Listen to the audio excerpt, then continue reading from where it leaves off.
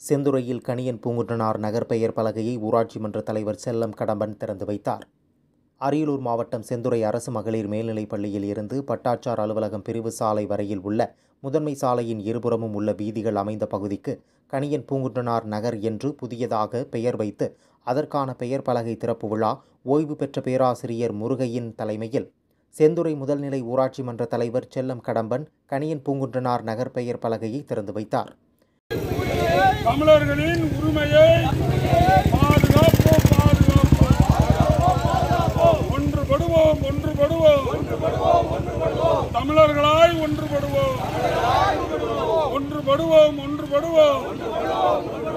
தமிழர்களாய் ஒன்றுபடுவோம், பாதுகாப்போம், தமிழர்களின் உரிமையை பாதுகாப்போம்.